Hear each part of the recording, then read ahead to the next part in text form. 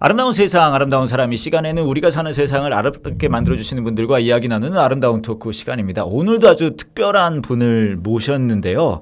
바이올리니스트자 또 지휘자십니다. 하지만 그게 스토리가 전부가 아닙니다.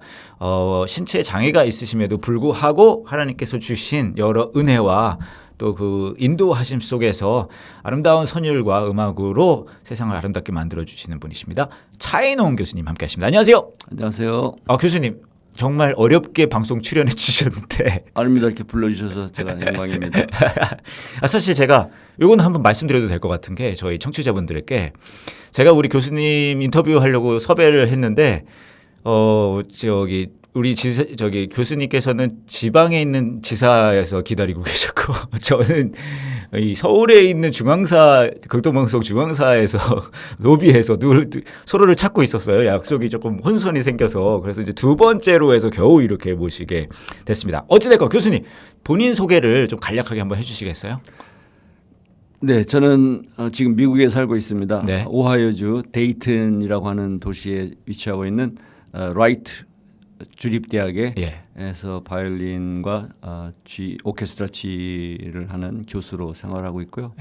그리고 원래 고향은 이제 대전입니다. 그래서 미국에 가서 공부하고 뭐 이제 사는 지가 한참 됐는데, 그래서 지금 방학 때 한국에 연주 일정이 있어서 지금 대전에 와서 묵고 있습니다. 감사합니다.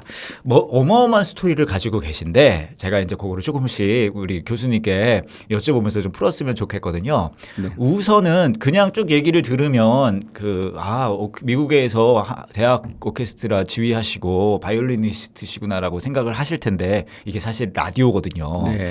그래서 교수님께서 이제 가지고 계신 약간의 그 어려움 그거를 잘 이렇게 전달되기 어렵기는 한데 네네. 지금 약간 신체적인 어려움이 좀 있으시잖아요. 네, 이제 한 살 때 소아마비라는 질병에 걸렸습니다. 그때는 뭐 그런 이제 바이러스가 침입하면은 예방 주사가 없었기 때문에 걸릴 수 있는 뭐 누구의 잘못도 아니죠. 그래서 걷지 못하게 돼서 이제 하여튼 어린 시절부터 하여튼 불편하게 이제 그렇게 살았죠. 그러면은 신체의 어느 부분이 조금 좀 불편하신 거예요?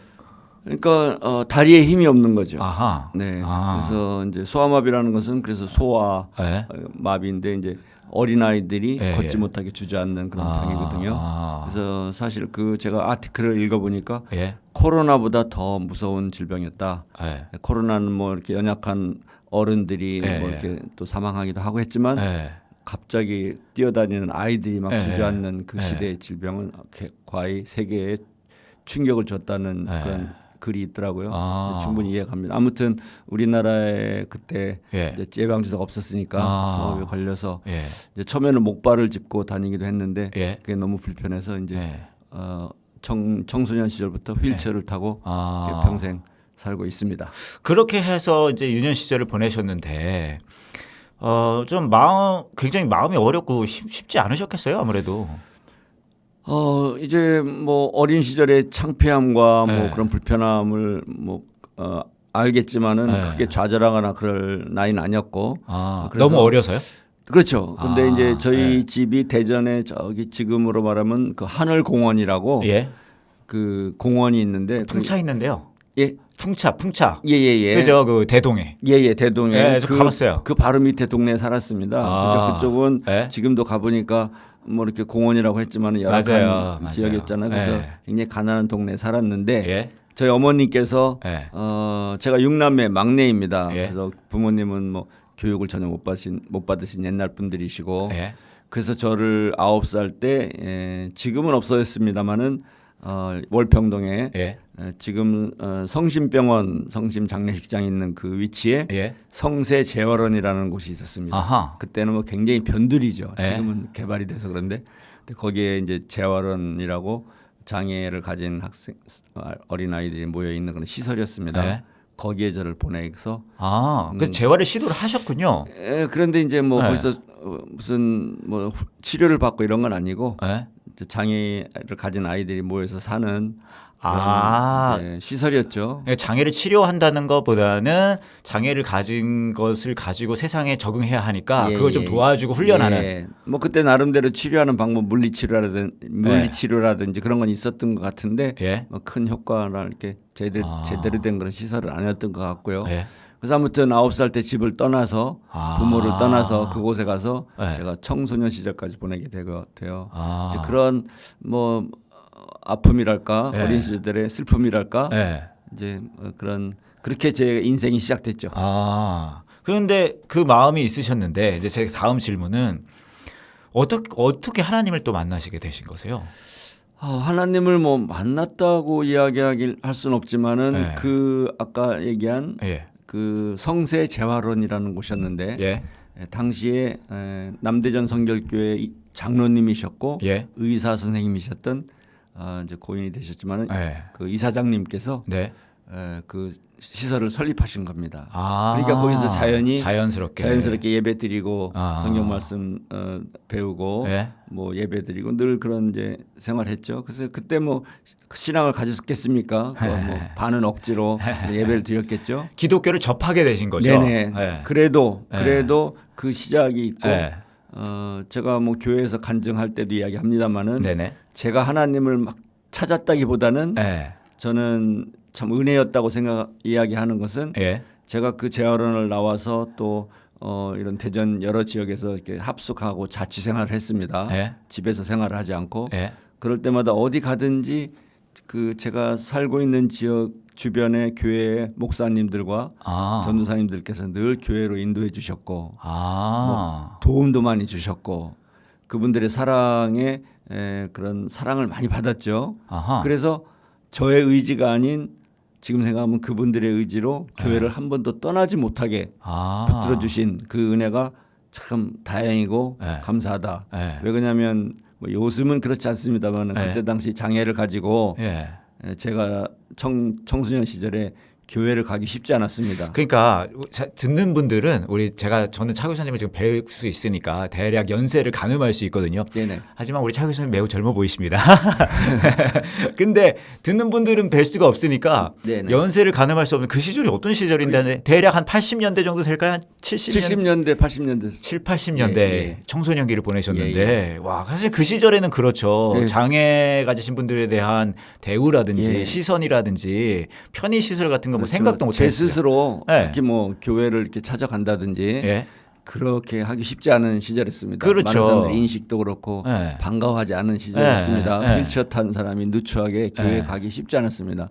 그러니까 지금 생각하면 그런 제가 어디 가서 살든지 그 주변에 목사님들과 전도사님들 뭐 청년들이 찾아와주고 필요한 거 또 도와주시고 늘 교회 인도해서 또 제가 바이올린을 하니까 뭐 연주도 시켜주시고 뭐 이런 일들이 계속 제 삶에 뭐 거의 한 주도 빠진 적이 없는 듯한 그렇게 교회 생활을 했습니다. 그러니까 우리 차 교수님께서 나 신앙 가져야지 하는 게 아니라 주위에 하나님께서 사람을 계속 붙여주셔서 내버려 두지 않으셨다.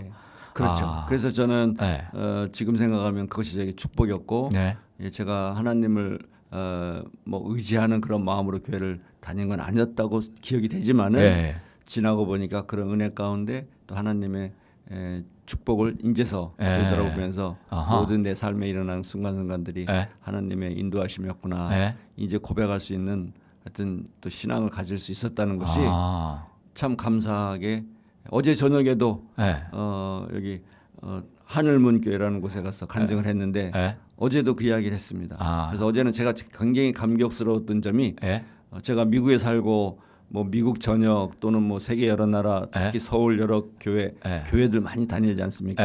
간증도 하고 하는데 어제 저녁은 제가 굉장히 가슴이 뭉클하고 목이 메었는데 그 이유는 제가 있던 그 재활원 바로 거기서 가장 가까운 곳에 온 거예요. 돌고 돌아서 저 미국에서 교회에서 간증을 해도 똑같은 이야기를 할 텐데 이 간증을 제가 그 재활원에 한 1, 2km 떨어진 곳에 가장 가까운 교회에 와서 그 모퉁이를 돌아가던 그 교회 앞을 지나가던 어린 시절의 기억이 나는 그 장소거든요. 그래서 어제는 제가 굉장히 울컥했습니다. 수미상관이네요. 네, 그래서 어제는 간증하면서 그런 얘기를 했는데 아무튼 지나고 보니까 모든 것이 하나님의 은혜였다라고 이제 매듭을 지었는데 그 중에 많은 것이 하나님의 은혜였다고 고백하면서도 그 중에 지금 교회를 한 번도 떠나지 않은 그런 은혜가 있었고 또 오늘 와서 그것을 하나님의 은혜였다고 이야기할 수 있는 신앙을 가질 수 있었다는 것이 참 다행이다.